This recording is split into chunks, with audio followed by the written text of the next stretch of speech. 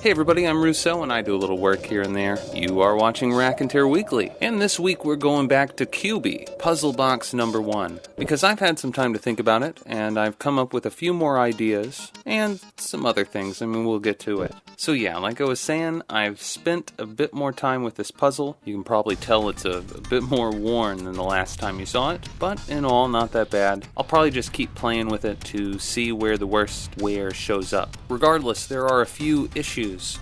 Really just one big issue that I have noticed with the design of this particular puzzle cube, and it's something that's already been noted by the developer of the plans and corrected in later plans actually. And if we look at one of the sides with the black chevrons, I think it will be fairly obvious what exactly I'm talking about.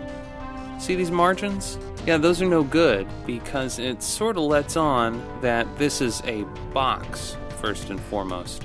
Even if it didn't, check this out. With the box locked, the top panel, since it's not glued, will just slide out of place.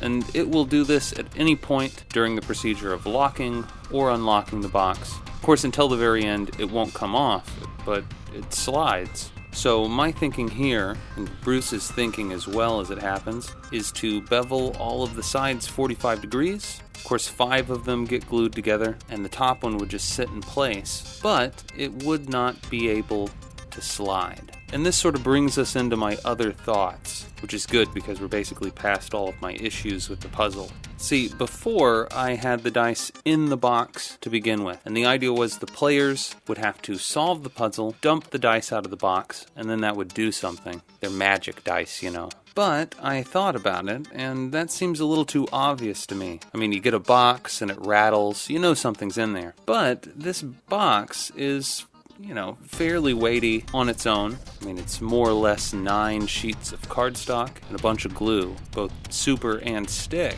So my intention now would be to have some sort of boss, like an evil sorcerer or something, and after the party kills said evil sorcerer, they would find this on his person. Somewhere else in the room, there would be a pedestal with the 3 original dice on top of it.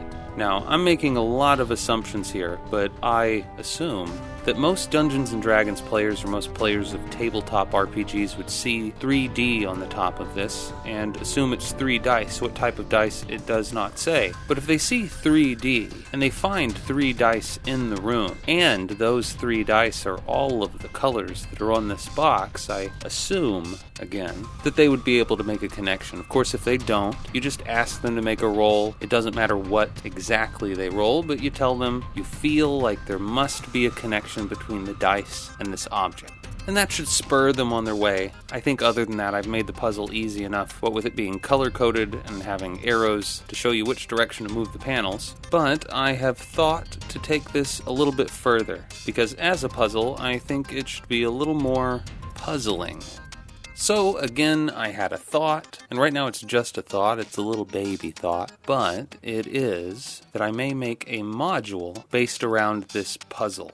Now it probably would end up being a Chrono Trigger sort of deal, that meaning that you would be in one area, but you'd be able to go to a number of different years. And eventually, regardless of the year that you go to, you would find a second set of dice. The same dice as the first set, but different colors. And so far I've just been brainstorming what you might do with 2 sets of these dice. The most obvious would be advantage. You want to make it as close to a certain year as possible, so you could roll both sets of dice and just choose whichever ones get you closest to where you want to go.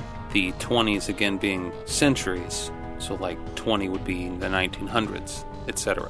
Then I put those 2 sets of dice in the box, and I had quite a bit of extra room, so I thought, why not add a 3rd set of dice? And then you've got a bit of a double meaning to the 3D. It's not only 3 dice, but it's also 3 sets of dice. And you could do the whole advantage thing with the 3rd set. You just roll all 3 at the same time and pick one of each type of die. Or you could use the dice to do even more interesting things. Unfortunately, that would probably take some sort of tables, which I would have to devise. And if we're making a module, we might as well have some sort of prestige class in there. And I don't want to call it a Time Lord, because it's not exactly that. This isn't really a TARDIS. and I figure they should do a little bit more than just change what year it is. But again, that's where the Prestige class would come in. Maybe normal characters would only get advantage, but the Prestige class could use the different sets of dice in conjunction in strange and interesting ways. That being said, I still think that there needs to be some sort of limitation to this device in that campaign or in any other campaign. And again, I think that should be the E, which I said before is energy, but that's sort of a vague term. I mean, what kind of energy? It could be anything. So I'm thinking as a time-traveling device, what it needs is just more time. I mean, you could call it radiant energy, the Force, whatever. But that sort of goes back to my quantum leap idea, where basically every year that they go to, they will have a quest, and generally, once they finish the quest, everything will be charged up and ready to go. Maybe when it's ready, you have the glyphs on the outside of the box glow. I mean, they wouldn't actually glow, but you'd notify the party that all of the symbols on the box are glowing, and then they would know, since if that's the case, you would say that they glowed the first time, the device was ready to use.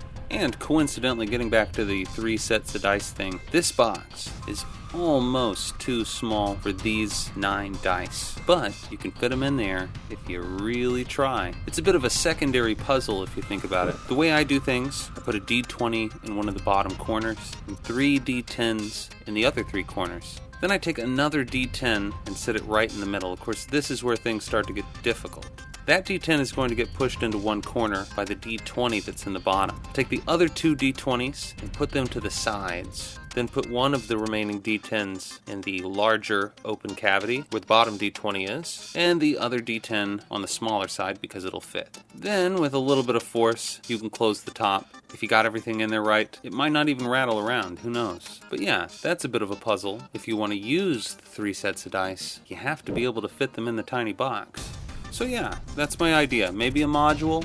It would take a little while, and there would have to be enough people interested in that sort of thing to make it worth the time. I mean, if it's just me, I'll wing it. But you never know, other people might find the tables useful. Technically, you wouldn't even need the box. You could just use dice rolls to determine whether the party is even able to open the thing. And the dice, I mean, you should have those dice if you have a full set of the standard Dungeons & Dragons dice. But you could even use dice rolls for that, which admittedly would be kind of funny. But yeah, it's about all I have for today. But rest assured, I'm working on a lot of other things. Until next time, you've been watching Raconteur Weekly on Russo Works, and I am Rousseau. Out.